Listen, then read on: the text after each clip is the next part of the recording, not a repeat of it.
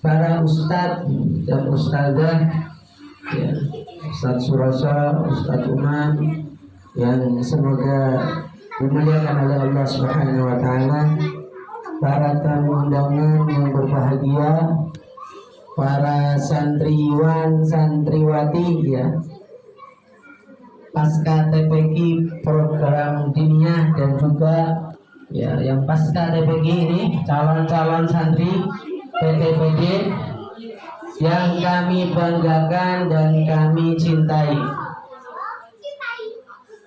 Alhamdulillah, ya, kita bersyukur kepada Allah Subhanahu wa Ta'ala.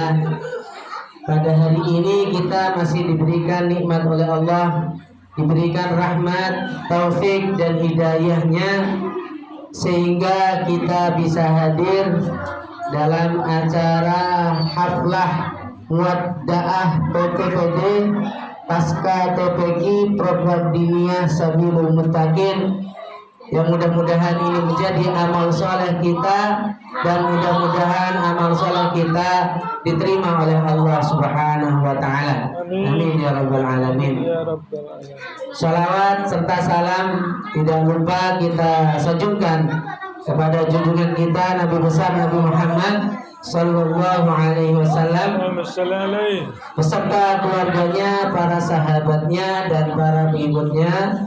Dan mudah-mudahan kita tercatat sebagai pengikut Rasulullah Sallallahu Alaihi Wasallam, dan mudah-mudahan mendapatkan syafaat beliau nanti di hari kiamat. Amin ya rabbal alamin. Bapak, Ibu, dan para ustadz semuanya serta adik-adik semuanya, ya, aslinya saya juga santri dari sini, ya, dari Mushola Sabilul Muttaqin. Jadi nggak pantas sebenarnya kalau saya itu harus memberikan tausiah, ya. Ini ibaratnya santri lagi latihan kultum di depan kiainya. Di depan kiai Masuri, ya, lagi latihan kultum. Ya, nanti semua adik-adik juga harus begitu, ya, harus latihan kultum, bisa ceramah, bisa tampil di depan, berani tampil di depan, ya, untuk memberikan ilmunya. Pertama yang sudah lulus ini, lulus PTPD ini harus sudah bisa tampil. Jadi ilmunya dimanfaatkan, ditularkan kepada orang lain, ya, diberikan kepada orang lain agar menjadi ilmu yang bermanfaat.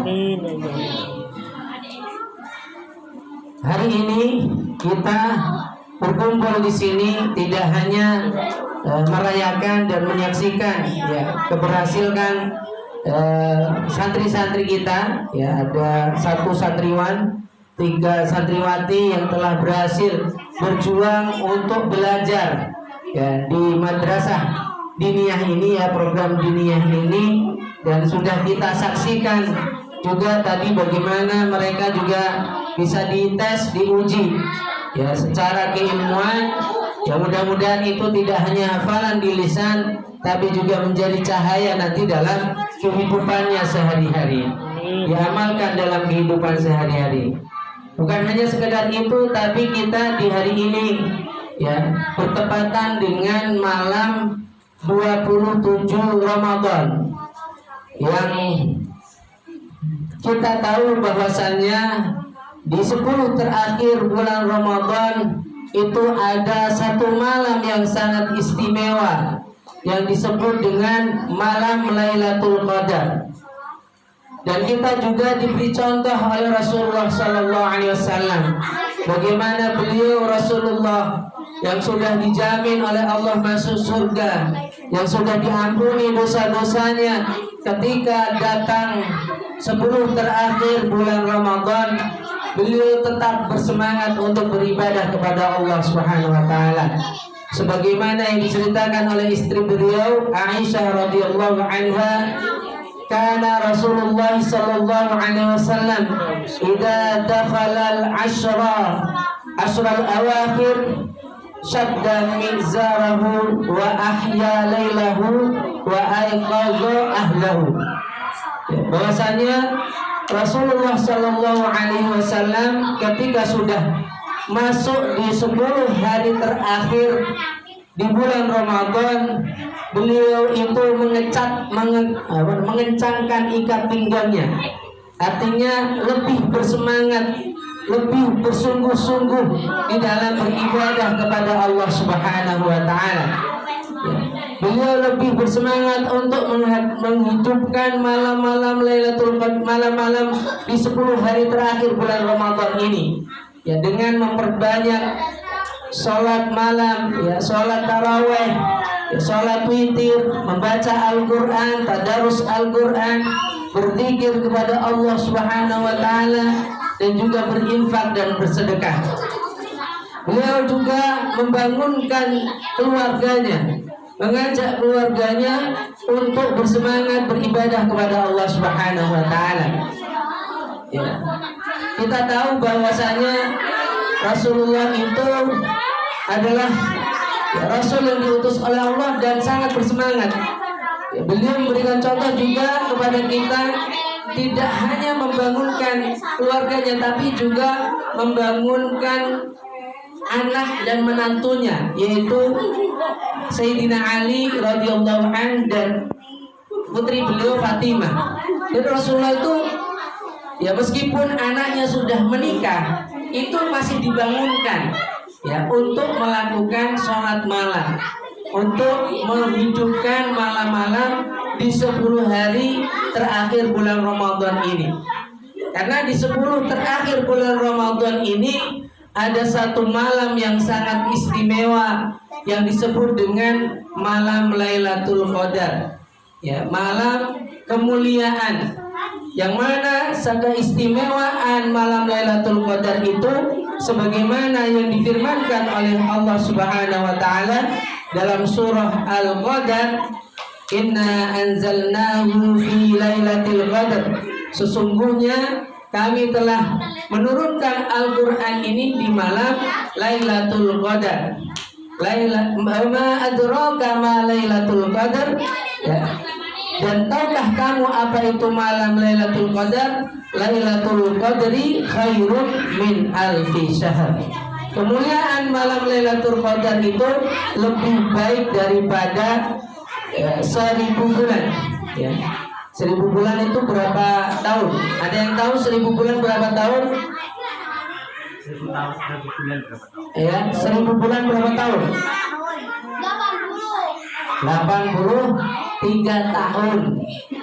Jadi kalau kita beribadah kepada Allah Subhanahu wa taala di malam Lailatul Qadar, itu ibadah kita lebih baik daripada kita beribadah selama 83 tahun. Ya, bayangkan 83 tahun. Ya. Dan dalam sebuah riwayat bahwasanya, ya, kenapa umat Islam ini diberikan malam Lailatul Qadar? Karena Rasulullah itu mengadu kepada Allah, ya Allah, umur umatku itu pendek-pendek, ya, tidak seperti umat-umat terdahulu. Ya, umat terdahulu itu umurnya panjang. Ya, umur Nabi Nuh itu 1000 tahun. Umurnya 1000 tahun hidup di dunia, panjang. Ya, umur umat-umat terdahulu itu rata-rata di atas ratusan tahun.